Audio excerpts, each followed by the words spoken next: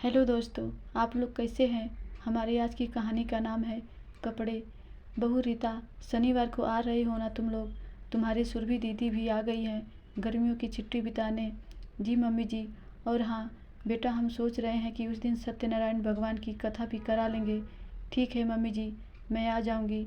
आज तो ऑफिस है, शनिवार इतवार हम आपके साथ ही बिताएंगे। सोमवार को सीधे वहीं से पीहू को क्रैच छोड़ते हुए ऑफिस चली जाऊँगी।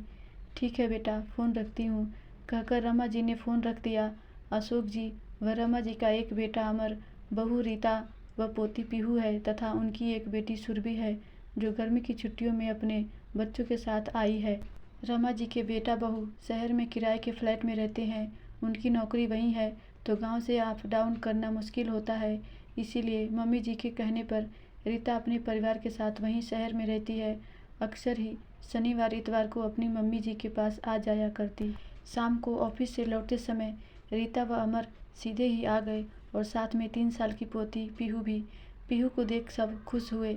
दादी दादी कहते रमा जी के पीछे दौड़ रही थी।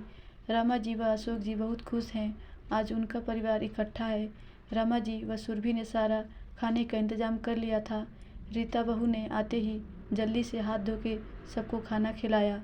खाने के बाद सब बैठ के खूब बातें किए, पीहू से खेले। उसके बाद सब लोग सोने चले गए। अगले दिन रीता ने सुबह उठकर किचन संभाल लिया। सुरभि दीदी व उनके बच्चों के पसंद का खाना बनाया। सब बहुत चाव से खाना खाए। पूरा दिन यूं ही बीत गया।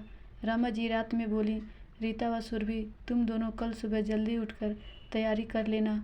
ठीक है मम्मी जी। रीता व सुरभि ने सुबह जल्दी उठकर सारी तैयारी कर ली।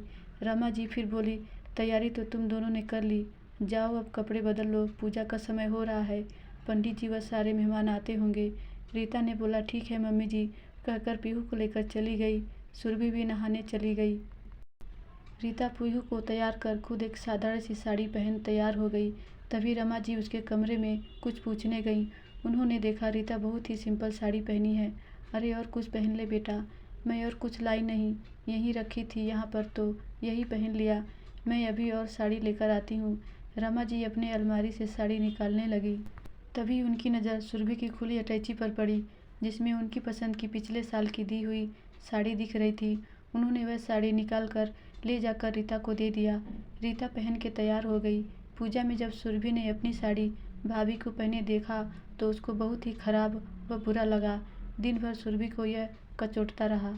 जब पूजा निपट गई, सब लोग चले गए, तब रात में वो अपनी माँ से बोली, माँ आपने ऐसा क्यों किया। क्या हुआ बेटा, आपने भाभी को मेरी साड़ी क्यों दी।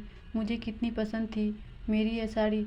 अरे बेटा, यह तो तुम्हारी पुरानी साड़ी है, तो क्या हुआ, अभी तक तो मैंने यहाँ अपने मायके में नहीं पहनी थी, अब तो सब उसे भाभी की ही समझेंगे।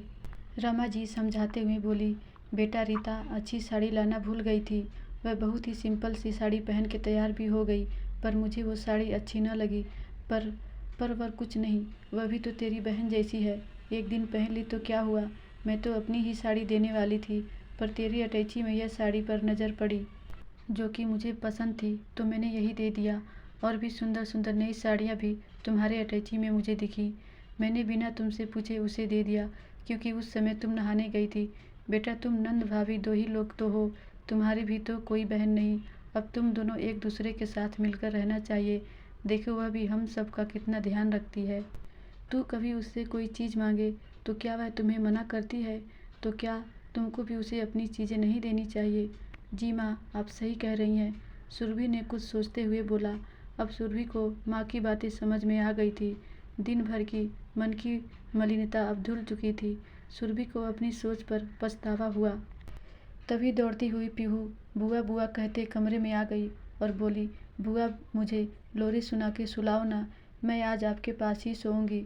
सुरभि उसको गोदी में लेकर प्यार करने लगी। रीता भी पीछे से साड़ी लेकर आई और सुरभि को साड़ी देते हुए थैंक यू दीदी बोली और कहा, आज आपने यह साड़ी मुझे पहनने को दी, मुझे बहुत ही अच्छा लगा। सुरभि माँ को देख मुस्कुरा दी। उसे समझ में आ गया था, माँ ने यही बोलकर दिया होगा कि सुरभि ने तुम्हारे लिए भेजा है। रीता पीहू से बोली, चलो बेटा बुआ जी को सोने दो, आज काम में थक गई होंगी। कहते ही पीहू कूद कर रीता की गोदी में आ गई और रीता पीहू को लेकर चली गई। धन्यवाद दोस्तों, आशा करती हूँ ये कहानी आपको ज़रूर अच्छी लगी होगी।